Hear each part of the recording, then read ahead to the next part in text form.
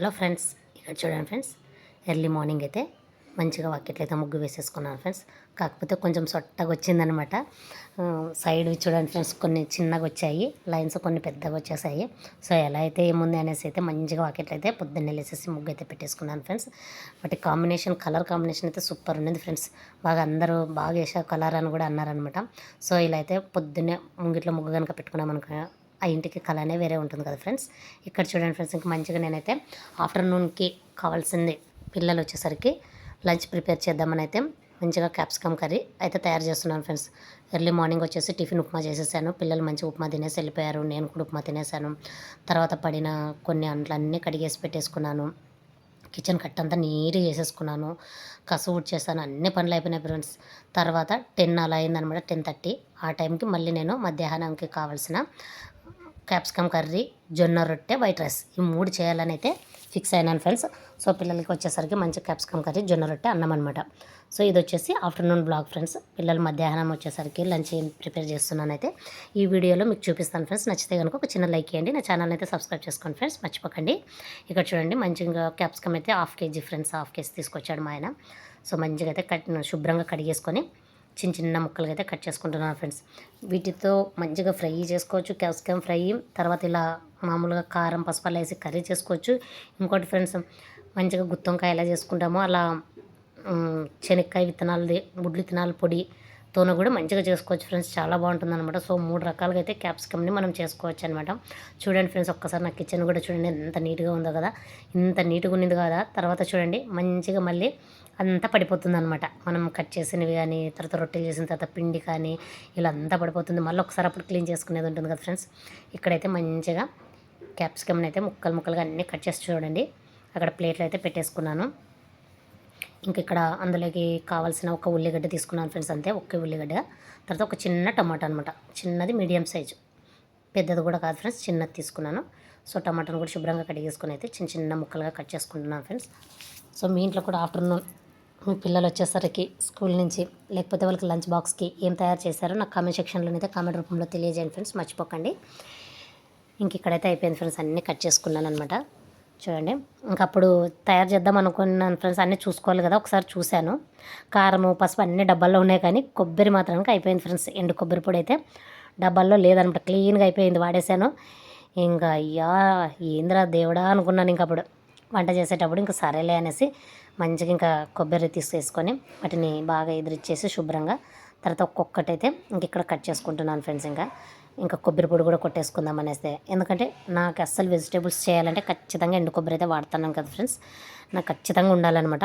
So అయిపోయిందనేసి ఒక 5-6 చిప్పలు అనమాట ఎండు కొబ్బరి అయితే, ఒక 6 చిప్పల కొబ్బరి మంచిగా కట్ చేసుకొని చూడండి ఇలా అయితే పౌడర్ బాగా చేసేసుకుంటాను అనమాట మెత్తగా. ఇంకా అదొక 1 వీక్ 15 days వరకు వస్తుంది ఫ్రెండ్స్, ఒక 15 రోజులు వస్తుందన్నమాట. సో ఇంకొక 15 రోజులకి మళ్ళీ అయిపోయినదాన్ని మళ్ళీ కట్ చేసుకోవడం అనమాట. ఇంక ఇక్కడ అన్నీ అయితే ఇప్పుడు కావాల్సినవన్నీ అయితే తయారు చేసి పెట్టుకున్నాను ఫ్రెండ్స్. ఇప్పుడు క్యాప్సికమ్ కర్రీ ఇలా చేసి చూడండి ఫ్రెండ్స్, చాలా బాగుంటుంది నేను చేసే పద్ధతిలో కూడా. ఫస్ట్ ఇంకా మంచిగా స్టవ్ మీద పెట్టేసుకున్నాను ఫ్రెండ్స్, గిన్నె పెట్టేసుకొని మంచిగా ఆయిల్ వేసేసాను. ఆయిల్ హీట్ అయిన తర్వాత చూడండి ఉల్లిగడ్డలు వేసాను ఫ్రెండ్స్. ఫస్ట్ మర్చిపోయాను ఫ్రెండ్స్, ఆవాలు జీలకర్ర వేయడం. అస్సలు ఎన్ని టెన్షన్స్, ఎన్ని మతిమరుపులు ఉంటాయి కదా మనకి ఇంట్లోన. చూడండి ఫస్ట్ ఉల్లిగడ్డలు వేసేసాను. ఇంకా అయ్యో అనేసి ఇంకొక సైడే ఉన్నాయి కాబట్టి ఉల్లిగడ్డలు, ఇంకొక సైడు ఆవాలు జీలకర్ర వేసేసాను అనమాట. అవి కొంచెం దూరగా అయిన తర్వాత అల్లం వెల్లుల్లి పేస్ట్ వేసేసి ఇక్కడ చూడండి మంచిగా అయితే తిప్పేస్తున్నాను ఫ్రెండ్స్. పచ్చి వాసన పోయేంత వరకు అయితే కలుపుకుంటున్నాను అనమాట. అల్లం వెల్లుల్లి పేస్ట్ ఖచ్చితంగా వాడతాను ఫ్రెండ్స్, ఖచ్చితంగా ప్రతి వెజిటేబుల్స్లోకి అయితే ప్రతి రోజు అయితే ఖచ్చితంగా నేను అల్లం వెల్లుల్లి పేస్ట్ వేయనదే వెజిటేబుల్ కర్రీ అయితే చేయను ఫ్రెండ్స్. సో అది పచ్చివాసన పోయిన తర్వాత చూడండి ఇక్కడ ఏం చేస్తున్నాను, మంచిగా క్యాప్సికమ్ అయితే వేసేసుకుంటున్నాను, ముక్కలు కట్ చేసుకునేది చిన్న కుక్కర్లో అనమాట. సో నాకు ఈ వెజిటేబుల్స్కి అయితే చిన్న కుక్కర్లు 2 ఉన్నాయి ఫ్రెండ్స్, ఇలాంటివి బాగున్నాయి, ప్రెస్టేజ్ అనమాట. 3 సెట్లు అయితే మా ఆయన ఇప్పించాడు అనమాట. కుక్కర్లు లేవండి అని అడిగింటే ఒక 3 months బ్యాక్ ఆన్లైన్లో అయితే పెట్టేశాడు 3 కుక్కర్లు, ఒకటి పెద్దది పప్పుకి, ఇలా 2 వెజిటేబుల్స్కి. చాలా బాగున్నాయి, ముద్దుగా చూడండి ఎంత చిన్నగా ముద్దుగా ఉందో కదా కుక్కర్. నాకు చాలా ఇష్టం అనమాట ఈ కుక్కర్లు, చిన్నగా ఉండేది. చూడండి ఇంకా అందులోకి కావాల్సినవి నేను ఏమేమి వేసానంటే మంచిగా కారం పసుపు ఉప్పు వేసేసి తర్వాత ఎండు కొబ్బరి పొడి కూడా వేసేసి మంచిగా కలిపేస్తున్నాను ఫ్రెండ్స్. కొన్ని ఆయిల్ కాదు వాటర్ వేసేసి వాటర్ వేయకపోయినా పర్లేదు, అందులోనే వస్తాయి. కాకపోతే మళ్ళీ అడుగంటుతుందేమో అనేసి కొన్ని వేసాననమాట. ఒక 2 విజిల్స్ పెట్టామంటే అయిపోతుంది ఫ్రెండ్స్, మంచిగా అయిపోతుందనమాట. ఇక్కడ చూడండి మళ్ళీ స్టవ్ అంతా నీట్గా వేసుకున్నాను అనమాట ఒకసారి. ఇంకా అంట్లు అన్నీ పడింటాయి కదా ఫ్రెండ్స్, మళ్ళీ చూడండి అవన్నీ అయితే శుభ్రంగా కడిగేసుకుంటున్నాను.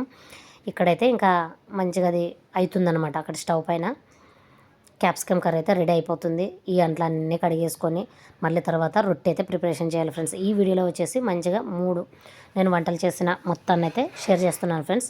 క్యాప్సికమ్ కర్రీ, జొన్న రొట్టె కూడా చాలా ఈజీ ఫ్రెండ్స్. నేను వేడి నీళ్ళు ఏం అలా వాడను అనమాట. చల్ల నీళ్ళతోనే డైరెక్ట్గా కలిపేసుకుంటాను పిండిని.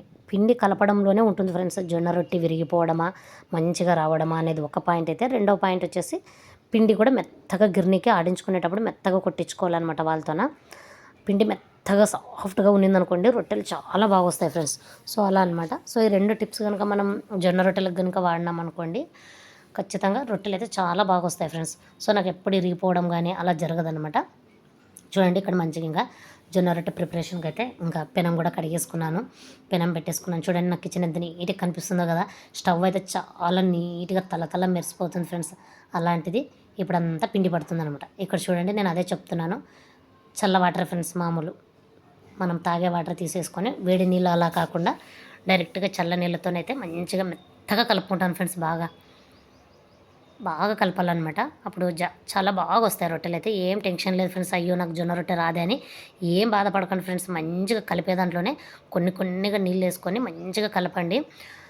ఎక్కువ జోరు కాకుండా కొంచెం సాఫ్ట్గా ఉండేటట్లు కలుపుకోవాలి. మరి గట్టిగా కాదు, మళ్ళీ మెత్తగాని కూడా కాదు, కొంచెం. ఎందుకంటే మనం మళ్ళీ రొట్టె చేసే ముందు మళ్ళీ ఆ పిండి బండ పైన మళ్ళీ కలుపుతూ ఉంటాం ఫ్రెండ్స్ మెత్తగా అనమాట. సో అలా కలిపేసి పెట్టేసుకోవాలి. అలా కలిపేసి పెట్టేసుకున్నాను. ఇక్కడ స్టవ్ అయితే ఆన్ చేసేసాను ఫ్రెండ్స్.